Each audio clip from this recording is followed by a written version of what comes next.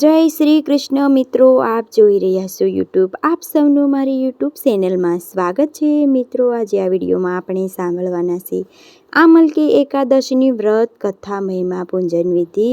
જો આપને આ વિડીયો પસંદ આવે તો લાઈક કરજો, શેર કરજો, કમેન્ટ કરજો. આપ આ ચેનલ પર પહેલી વખત જોઈ રહ્યા છો તો સબસ્ક્રાઈબ કરી લેજો, જેથી આવનારા નવા વિડીયોની માહિતી આપ સુધી તુરંત પહોંચી શકે. ધન્યવાદ.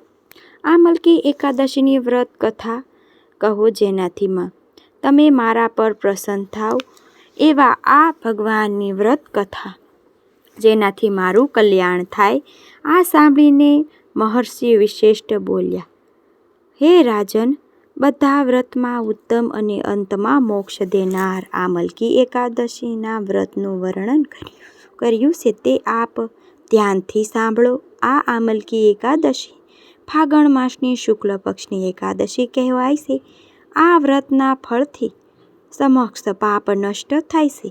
આ વ્રત પુણ્ય 1000 ગૌદાન ફળ બરાબર છે. આ અંગે હું આપને એક પૌરાણિક કથા કહું છું, જે ધ્યાનથી સાંભળો. વૈદિક નામનું એક નગર હતું. એ નગરમાં બ્રાહ્મણ, વૈશ્ય, ક્ષત્રિય, શુદ્ધ આ ચારેય વર્ણના આનંદપૂર્વક લોકો રહેતા હતા. નગર સદૈવ વેદ ધ્યાન ગુંજતો હતો. એ જગ્યાએ પાપી, દુરાસારી, નાસ્તિક કોઈ હતું જ નહીં. એ નગરમાં ક્ષેત્ર નામના ચંદ્રવંશી રાજા રાજ્ય કરતા હતા. વૈદિક નગરનું રાજ હતું.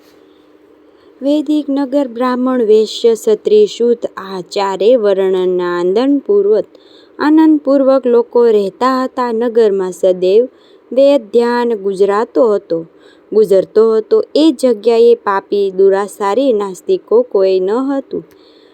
નગરના ક્ષેત્રમાં નામના ચંદ્રવંશી રાજા રાજ કરતા હતા. એક રાજમાં કોઈ પણ દરિદ્ર નહોતા, કંજૂસ પણ ન હતા. બધા વિષ્ણુ ભક્ત હતા. ત્યાંના બધા નિવાસીઓ વૃદ્ધિ બાળક સુધીના દરેક એકાદશીનું વ્રત અવશ્ય કરતા હતા. એક સમયે ફાગણ માસના શુક્લ પક્ષની આમલા એકાદશી આવી.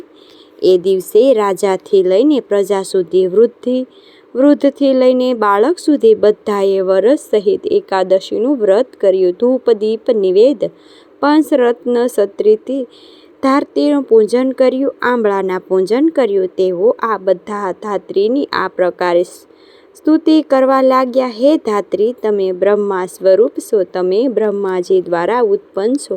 સમસ્ત પાપોને નષ્ટ કરનારા છો. અમે નમસ્કાર કરીએ છીએ. હવે તમે મારા અધ્યયન સ્વીકાર કરો. તમે શ્રી રામચંદ્રના દ્વારા સન્માનિત છો.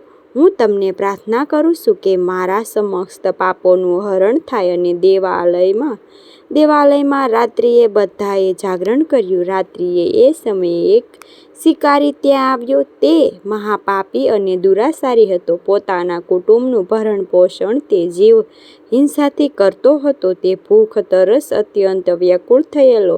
થોડું ભોજન મળવાની ઈચ્છાથી તે મંદિરમાં એક ખૂણામાં બેસી ગયો. તે જગ્યાએ બેસીને તેને ભગવાન વિષ્ણુની કથા સાંભળી, એકાદશી મહાત્મ્ય સાંભળ્યું.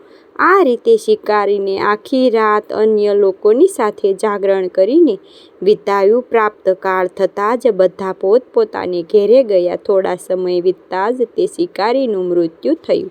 તેનું આમલકી એકાદશીના વ્રતના પ્રભાવને કારણે, જાગરણના કારણે રાજાને ત્યાં જન્મ થયો. તેનું નામ બસૃત રાખવામાં આવ્યું. તે મોટો થયો ત્યારે તે સંતરંગણી સેના સહિત ધનધાન્યથી યુક્ત થઈને 1,000 ગામનું પાલન કરવા લાગ્યો. તે તેજમાં સૂર્ય સમાન, કાંતિના ચંદ્ર સમાન, સમમાં પૃથ્વી સમાન હતો. તે અત્યંત ધાર્મિક, સત્યવાદી, કર્મવીર અને વૈષ્ણવ ભક્ત હતો. તે પ્રજાનું સમાન ભાવથી પાલન કરતો હતો. તે સદૈવ યજ્ઞ કરતો. દાન આપવું તેનું નિત્ય કર્તવ્ય હતું. એક દિવસ રાજા શિકાર કરવા વનમાં ગયા. તે વનમાં રસ્તે ભૂલી ગયા અને દિશા જ્ઞાન ન હોવાને કારણે વનમાં વૃક્ષ નીચે સૂઈ ગયા. એ સમયે ડાકુ ત્યાં આવ્યા અને રાજાને એકલા જોઈને મારો કહીને તૂટી પડ્યા. તે ડાકુએ કહેવા લાગ્યા કે આ દુષ્ટ રાજાએ અમારા માતા પિતાનું પુત્ર પૌત્ર આદિ સંબંધીઓને માર્યા છે તથા દેશ નિકાલ પણ કર્યો છે, તેથી આને હવે અવશ્ય મારવો જોઈએ. આવું કહીને તે ડાકુ રાજાને મારવા લાગ્યા અને તેના પર અસ્ત્ર શસ્ત્રો પ્રહાર કરવા લાગ્યા. તે અસ્ત્ર શસ્ત્ર રાજાના શરીર પર પડતા જ નષ્ટ થઈ જતા હતા. રાજાને તે અસ્ત્ર શસ્ત્ર પુષ્પો સમાન લાગતા હતા. જ્યારે ડાકુઓને અસ્ત્ર શસ્ત્ર દ્વારા એમના પર પ્રહાર કરવા લાગ્યા તેનાથી તેઓ મૂર્છિત થઈ ગયા. એ સમયે રાજાના શરીરમાંથી એક દિવ્ય દેવી પ્રગટ થયા. તે દેવી અત્યંત સુંદર વસ્ત્ર આભૂષણોથી અલંકૃત હતા. તેને ભીમરો ત્રાસી હતી. આંખમાંથી લાલ લાલ અગ્નિ નીકળતી હતી અને તે સમયે તે કાળમાં સમાન પ્રતીક થતા હતા. તેઓ ડાકુઓને મારવા માટે દોડ્યા અને સમસ્ત ડાકુઓને મારી નાખ્યા. જ્યારે રાજા જાગ્યા ત્યારે એ ડાકુઓને મરેલા જોઈને રાજા વિચાર કરવા લાગ્યા કે આ શત્રુઓને કોણે માર્યા? આ વનમાં મારું કોણ હિતૈષી છે? જ્યારે રાજાએ વિચાર કરતા હતા ત્યાં આકાશવાણી થઈ, હે રાજન, આ સંસારમાં ભગવાન વિષ્ણુ સિવાય તારી કોણ રક્ષા કરી શકે છે? રાજા પોતાના નગરમાં પાછા ફર્યા અને સુખપૂર્વક રાજ્ય કરવા લાગ્યા. મહર્ષિ વસિષ્ઠ માધાતા રાજને કહે છે કે હે રાજન, આ બધો પ્રભાવ આ મલકી એકાદશીના વ્રતનો છે.